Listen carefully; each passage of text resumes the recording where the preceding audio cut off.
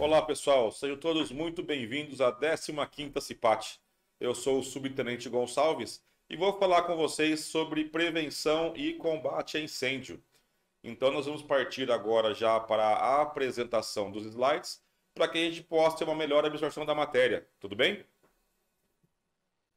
Então agora, esta é a minha apresentação e vamos falar aqui sobre prevenção e combate a incêndio, onde prevenir é muito melhor do que precisar de tomar uma ação de precisar extinguir o incêndio, não é verdade? Então a prevenção é a chave de tudo.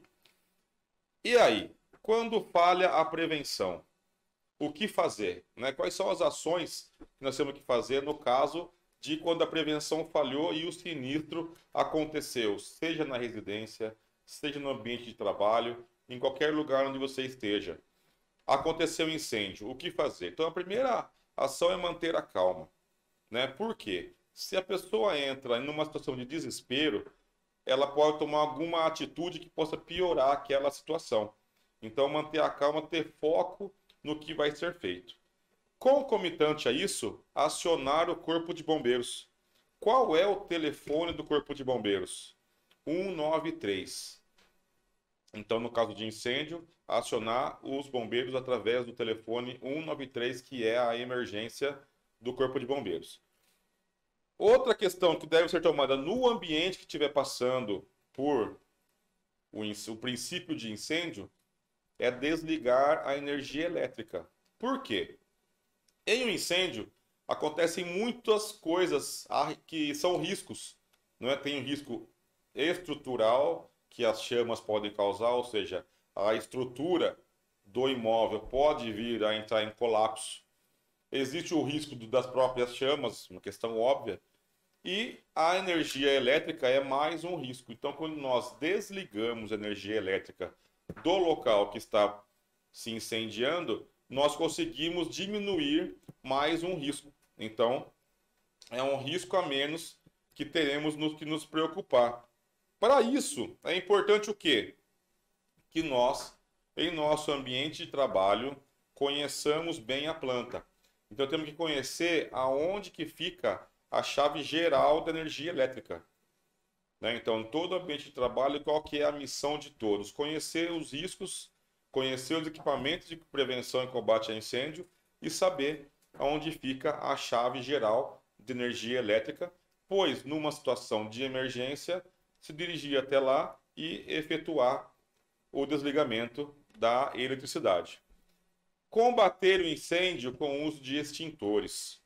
Por que eu vou combater incêndio com o uso de extintores, sendo que de repente no meu prédio que eu trabalho existem hidrantes instalados com mangueiras e tudo mais? O extintor ele é destinado ao combate ao princípio de incêndio. Então, no caso de um incêndio, a ideia principal é combater o seu princípio. E os extintores eles são projetados para isso, para combater o princípio de incêndio. Qual é a vantagem disso daí? No princípio de incêndio, a destruição ainda é pequena. Ela ainda não se manifestou de uma forma de grande magnitude. Então, o combate no princípio de incêndio é o que é preconizado no caso dessa ocorrência, ok? Se as pessoas trabalham ou residem em edifícios verticais, então deve-se evitar a todo custo o uso dos elevadores no caso de incêndio. Por quê? Veja bem, a energia vai ser desligada. Lógico, a orientação é que quem for efetuar o desligamento no prédio desse tipo, se chame o elevador para o térreo, trave-os as suas portas e depois efetue o desligamento. Porém, o próprio fogo pode incendiar e interromper os condutores e ficar sem energia. Por isso, se o elevador estiver sendo usado e estiver com passageiros, essas pessoas vão ficar presas em seu interior, o que é uma grande problemática. Cabendo salientar que esses prédios com altura superior a 4 pavimentos, eles são munidos de escadas protegidas. O que são isso? São escadas que contêm portas corta-fogo, sistema de exaustão de fumaça. Ou seja, as pessoas podem descer pela escada em segurança, não sendo necessário e nem recomendado o uso de elevadores, ok? Então, nunca subir, no caso de sempre descer. Por quê? No caso de incêndio, que vai gerar calor, o calor vai para cima, os gases quentes sobem. Então, quando eu subo, automaticamente eu estou indo juntamente com o calor. Então, eu tenho que preconizar sempre descer, no caso, se eu estiver habitando ou trabalhando em um edifício vertical, ok? Aí uns exemplos de acidentes que aconteceram, incêndios que aconteceram.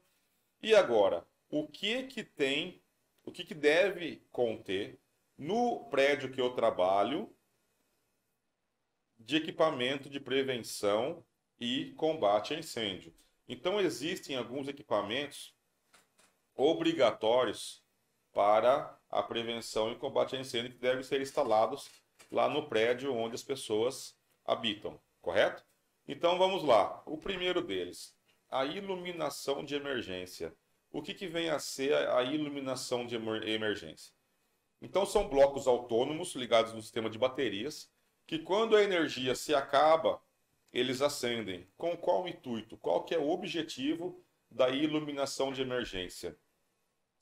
É fazer o aclareamento e o balizamento até a saída. Então, a função da iluminação de emergência é trilhar o caminho para que as pessoas possam deixar o local. Sinalização de emergência. Então, hoje, como a norma teve uma alteração e para que seja atendida a essa norma, a sinalização de emergência deve ser fotoluminescente. O que é isso? Com as luzes apagadas, ela deve emitir um quantum de luz para que seja vista mesmo no escuro, não é? Uma vez que essa é a função delas. A sinalização de emergência, ela tem qual função? Sinalizar as rotas de fuga, escadas, corredores e afins, indicar o uso e a localização dos equipamentos de combate a incêndio, ok? Então, essa é a função da sinalização de emergência. O outro ponto importantíssimo que de uns anos para cá tornou-se prioridade para o Corpo de Bombeiros são as saídas de emergência. Então, hoje, as saídas de emergência devem ser de tal forma que facilitem a saída das pessoas. Como assim? Parece uma coisa lógica, né? Não. Ela não pode ser travada, obstruída, né? Situações que possam impedir ou dificultar que as pessoas deixem o local numa situação de emergência. Então, hoje, a palavra de ordem é a desobstrução das saídas de emergência, seja de uma forma ou de outra. Ok? O alarme de incêndio. Ao meu ver, né, essa é a minha opinião particular, o nome é alarme de incêndio, porém deveria se mudar essa nomenclatura, né, para alarme de emergência. Afinal de contas, não é só o incêndio que pode causar uma situação que a gente precisa de apoio, né, precisa de ajuda. Mas enfim, o alarme de incêndio são alguns blocos localizados em alguns prédios, né, prédios geralmente com uma área maior de 750 metros quadrados, no qual ele vem munido de um dispositivo de disparo, aquele martelinho, geralmente um martelinho de metal, que se quebra o vidrinho e é disparado um alarme em toda a edificação. Uma vez tocado esse alarme, o que eu, enquanto estando naquele local, devo fazer? Me direcionar até a saída de emergência. Porque esse local também deve ser composto por uma equipe de brigada de incêndio, da brigada de emergência. Essa brigada, assim, que deverá atuar no caso do acionamento do alarme de incêndio, ok? Os hidrantes, que são aquelas caixas geralmente vermelhas, que contêm as mangueiras e por onde nós vamos conseguir o combate através de água, através de uma bomba de incêndio, que vai aumentar a pressão dos hidrantes e essa água para o combate de incêndio. Porém, esse é o último recurso a ser usado no caso de um princípio de incêndio. Então, como já disse anteriormente, a prioridade é que utilizemos os extintores. Por quê? O extintor, sim, que é objetivado para o combate a incêndio. E agora, pessoal, vamos conhecer o alvo do nosso estudo, o fogo. O que é o fogo? O fogo nada mais é do que uma reação química de oxidação que libera luz, calor, fumaça e gases. Para quem não conhece, esse aí é um exemplo de fogo. E qual é a diferença do fogo para o incêndio? Então, o fogo, pessoal, costumo dizer que o fogo é essencial para a nossa vida, ok? Tanto para os alimentos, para aquecimento. Então, o fogo tem uma série de aplicações. Porém, nós temos que ter controle sobre ele. Uma vez que o controle sobre o fogo foi perdido e ele iniciou um processo de destruição, aí o fogo passa a se denominar incêndio. Então, o incêndio nada mais é do que o fogo fora de controle. Olha aí mais um exemplo de um incêndio, ok? Então, é um fogo completamente descontrolado, no qual exige a aplicação de técnicas corretas, daí a ideia da manutenção da calma, técnicas corretas para esse combate, para que se restabeleça a normalidade, ok? E como se forma o fogo? Afinal de contas, né, temos o fogo, como que ele é formado? Quais são os elementos que compõem o fogo? Então, o que que acontece? Existem aí esse triângulo do fogo. O que é o triângulo do fogo? Três elementos que, quando colocados juntos, quando coloco esses elementos na mesma panela, e aí nós teremos fogo. Então, o primeiro elemento é o combustível. O que é o combustível? Tudo que alimenta o fogo. Ou seja, papel, madeira, plástico, papelão, gasolina, óleo de cozinha. Tudo que eu consigo colocar no fogo é um combustível. Tudo o que o alimenta. Porém, apenas o combustível sem a ligação dos dois, não ocorre nada, né? São necessários mais dois elementos. O próximo, o comburente. O que é o comburente? É o oxigênio. O oxigênio é responsável por ativar as chamas. Então, se eu tiver combustível, né? No caso das nossas roupas, da madeira da mesa, e ele se ligar com o oxigênio, vamos ter alguma diferença, alguma modificação? Nenhuma. Combustível mais oxigênio por si só, nada acontece. Terceiro elemento, que é o calor. Agora, com os três, com o triângulo fechado, sim, nós temos a obtenção do fogo. Então, uma regra mnemônica, né, para a gente memorizar: C, C, C. Calor, combustível e comburente. Aí sim nós temos fogo. Ou seja, só temos fogo com o fechamento desse triângulo. Todos os lados do triângulo fechados. E aí sim a obtenção do fogo, onde existem aí as funções de cada parte do triângulo do fogo. Esse triângulo do fogo, ele é o que se pensava até alguns anos atrás, que apenas três elementos formavam o fogo. Porém, o estudo foi avançando e chegamos à conclusão do tetraedro do fogo. Ou seja, surgiu um quarto elemento. Após a ligação do combustível comburente e do calor, surge um quarto elemento, que é a reação química em cadeia, que é responsável para a interação dos três elementos. Ou seja, sem a reação química em cadeia, o fogo não iria se manter, ele ia começar e acabar por si só. Então, na realidade, são 4 elementos que compõem o fogo. Além do calor, do combustível e do comburente, que é o oxigênio, temos também a criação de um quarto elemento, que é a reação química em cadeia, que é responsável pela interação, realizar a interação dos 3 elementos. Perfeito? Então, na verdade, são 4 elementos do fogo, mas para o nosso estudo, precisamos memorizar apenas 3: o calor, o combustível e o comburente. Os combustíveis, pessoal, se apresentam das 3 formas da matéria: combustíveis sólidos, líquidos e gasosos. Mentalizem bem esta informação, que ela vai voltar a ser alvo do nosso estudo posteriormente.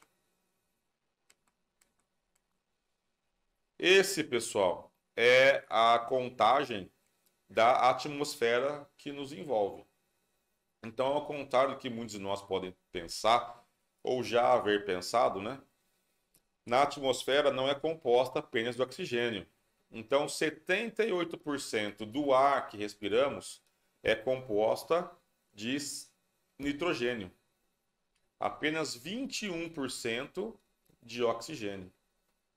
O restante da conta, 1%, é ali o que faltou da tabela periódica, né? Então, nisso temos o dióxido de carbono, o hélio, o argônio e os demais gases que podemos encontrar na atmosfera. Então, pessoal, até uma concentração de 14%, nós temos a presença de fogo. O fogo ainda se mantém. Abaixo dessa concentração, já não existe mais, né? Fica aí, não sei se vocês, na época do colégio, fizeram essa experiência de colocar uma vela e um copo em cima. Pouco tempo depois, a vela se apaga. E por quê? Porque a concentração de oxigênio naquele ambiente, ou seja, dentro do copo, diminuiu da porcentagem de 14%. Então vamos lá para o nosso exemplo. Temos aqui um combustível dessa forma que ele se encontra. Acontece alguma coisa, ele muda seu estado? De maneira nenhuma. Porque lembram lá do triângulo do fogo? Então só o combustível sozinho não é suficiente para iniciar as chamas. Porém, esse combustível somado ao oxigênio, acontece alguma coisa? Ainda não. Combustível mais oxigênio, que é o comburente, ainda não é suficiente para a mudança do estado. E agora? Combustível, comburente e calor. O que vai resultar dessa equação matemática do fogo? O que resulta? Fechamos o triângulo. Uma vez o triângulo fechado, combustível, comburente e calor, nós temos agora as chamas. Então agora tem fogo. Ok? Agora uma homenagem aí para quem teve a sua juventude nos anos 90. O Bad Fire.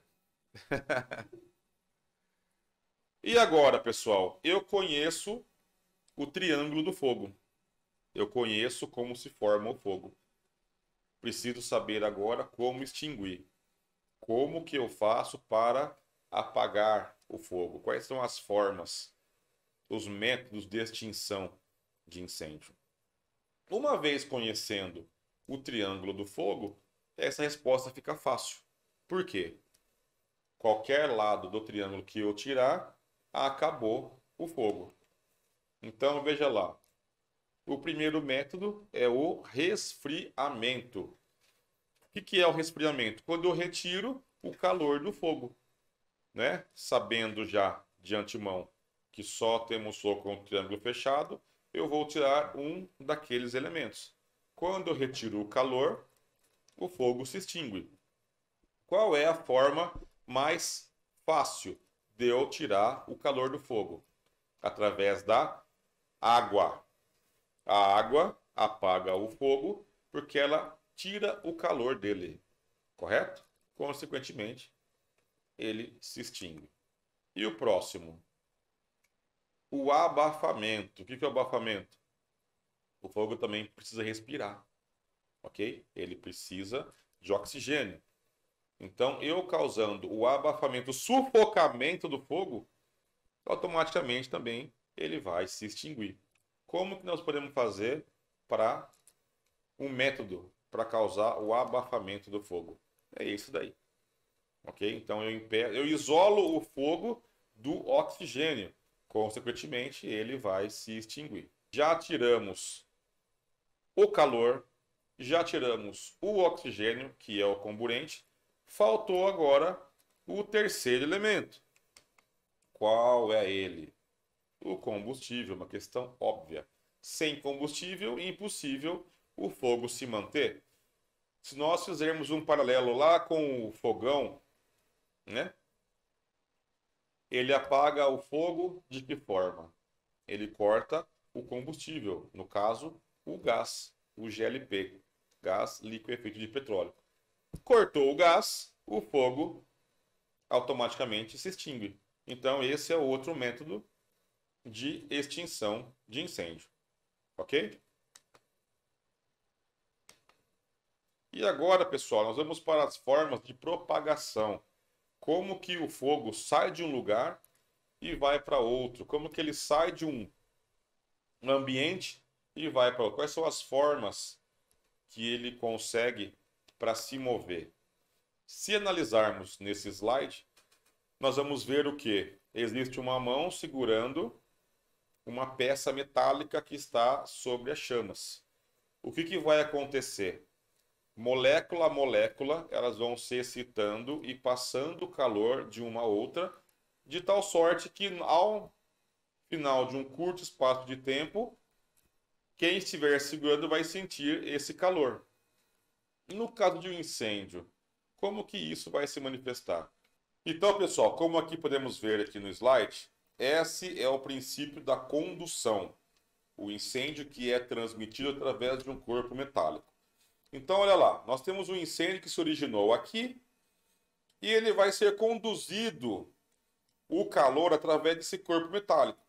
Quando se chega nessa parte aqui, esse corpo metálico se encontra com uma cortina, um batente de madeira, algum material que precisa de menos calor para se incendiar. E pronto, temos fogo aqui nessa área. E a condução continua e vai chegar aqui. Ou seja, esse foco de incêndio aqui se originou nessa parte aqui. Esse é um dos métodos de propagação de incêndio. O próximo é chamado de convecção. O que é isso? É um método que foi passado através das massas de ar quente, através da fumaça.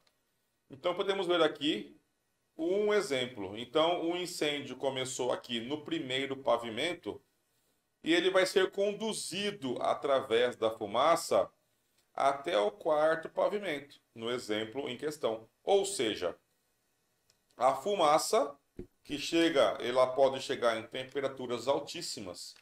Então ela vai conduzir o incêndio até os demais pavimentos, ok? Aqui todos os exemplos através das massas de ar quente, ok? E o último exemplo é a irradiação. Trocando em miúdos, o que é irradiação? É quando eu passo ao lado de uma fogueira, por exemplo, que eu sinto o calor irradiado daquelas chamas.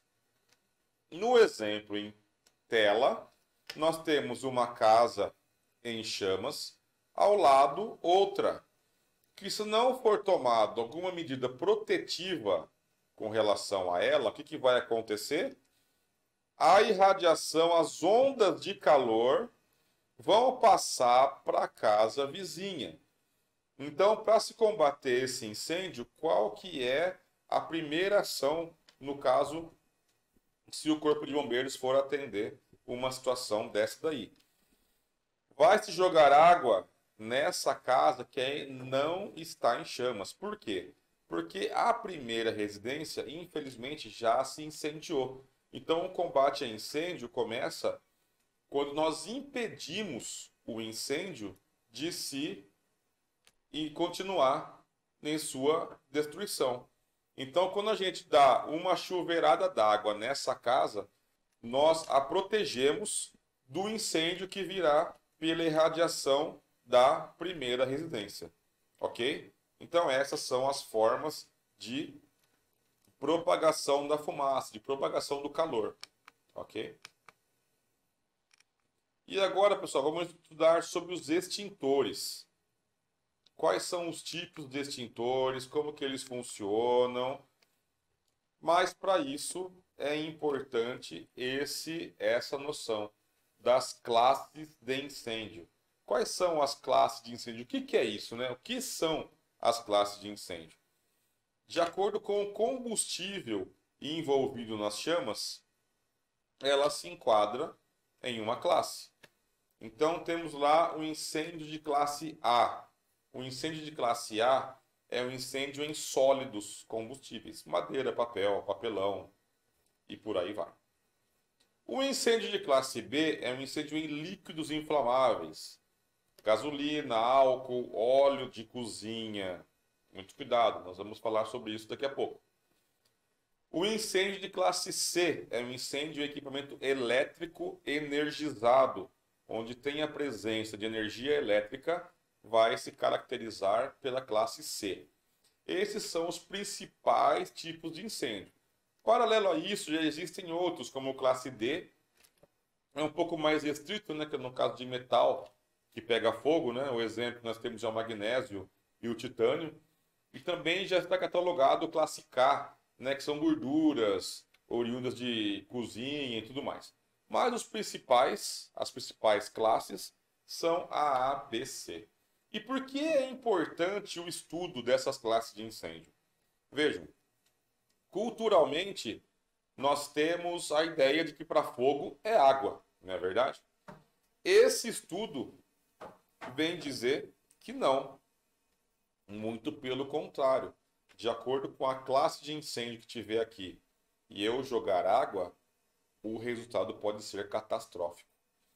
Então, no classe C, vamos começar de baixo para cima. Se nós jogarmos água em algo com eletricidade, em algum equipamento elétrico, o que vai acontecer?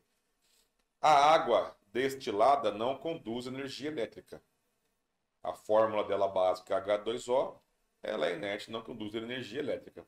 Porém, a água presente aí nas torneiras, a água que nós ingerimos, ela é composta de vários componentes, tem vários elementos. Dentre eles, o sódio.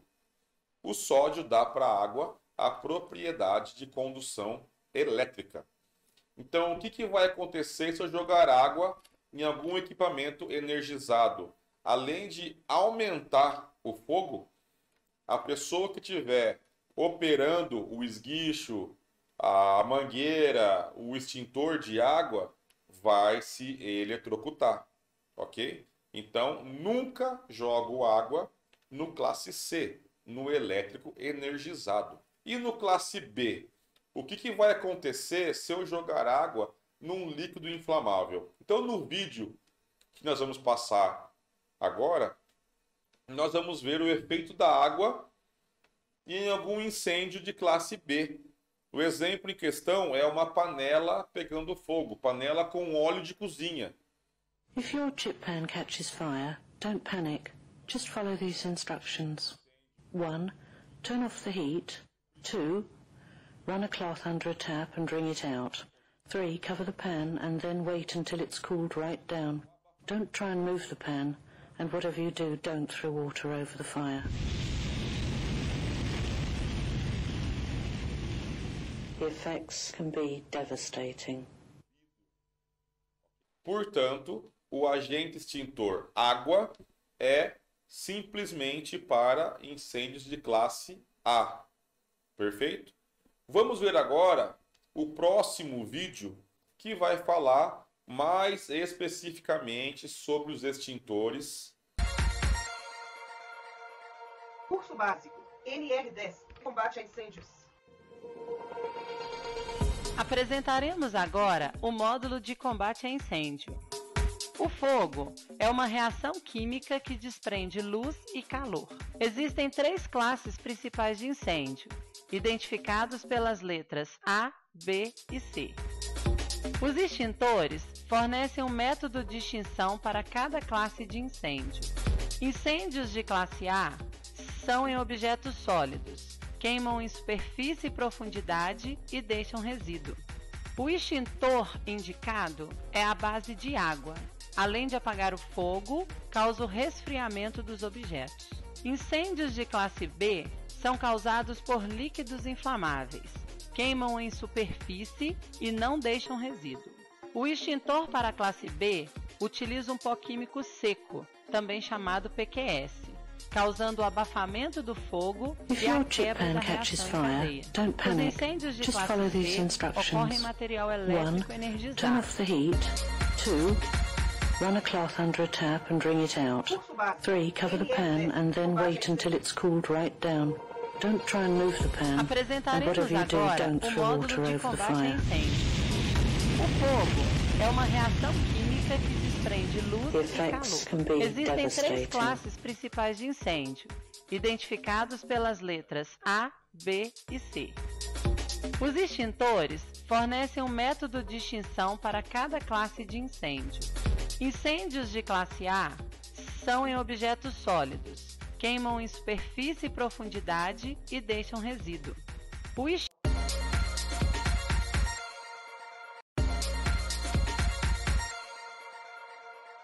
Curso básico. NR10. Combate a incêndios. Apresentaremos agora o módulo de combate a incêndio.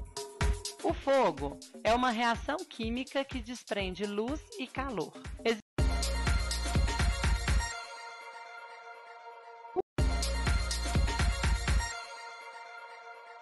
Curso básico. NR10. Combate a incêndios. Apresentaremos agora o módulo de combate a incêndio. O fogo é uma reação química que desprende luz e calor. Existem 3 classes principais de incêndio, identificados pelas letras A, B e C. Os extintores fornecem um método de extinção para cada classe de incêndio. Incêndios de classe A são em objetos sólidos, queimam em superfície e profundidade e deixam resíduo. O extintor indicado é à base de água. Além de apagar o fogo, causa o resfriamento dos objetos. Incêndios de classe B são causados por líquidos inflamáveis. Queimam em superfície e não deixam resíduo. O extintor para a classe B utiliza um pó químico seco, também chamado PQS, causando o abafamento do fogo e a quebra da reação em cadeia. Os incêndios de classe C ocorrem em material elétrico energizado. A eletricidade contribui para o fogo. Neste caso, é indicado o extintor de dióxido de carbono, ou CO2. Este é um gás gelado que corta o oxigênio do fogo e não é condutor de eletricidade. Pode ser usado também em incêndios de classe A e B. Uso do extintor. Mantenha o extintor na vertical. Retire o lacre. Aponte a mangueira para a base do fogo. Aperte o gatilho e atinja todo o foco de chamas. Botijão de gás, GLP. Para extinguir o fogo do botijão de gás, é necessário parar a emissão do gás. Aproxime com cuidado e feche a válvula.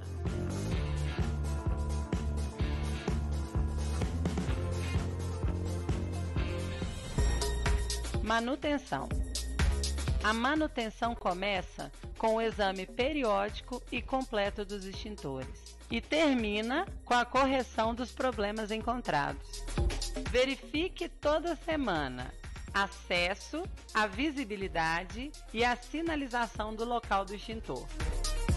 Uma vez ao mês, avalie as condições do bico, da mangueira, do lacre e do manômetro. Quando o ponteiro do manômetro estiver na posição vermelha, significa que perdeu a pressão ou o extintor foi utilizado. Quando o ponteiro estiver além da posição verde, significa que a pressão está muito alta. Apenas quando o ponteiro estiver na posição verde, o extintor está pronto para uso. Caso contrário, deverá ser levado para manutenção. A cada semestre, verifique o peso do extintor de CO2. Uma vez por ano, certifique-se que não há danos físicos do extintor e faça a sua recarga. A cada 5 anos, faça o teste hidrostático. Todo extintor deve ter o selo do Inmetro. O selo só é possível para as empresas que se submetem ao credenciamento e aos padrões de qualidade definidos pelo Inmetro.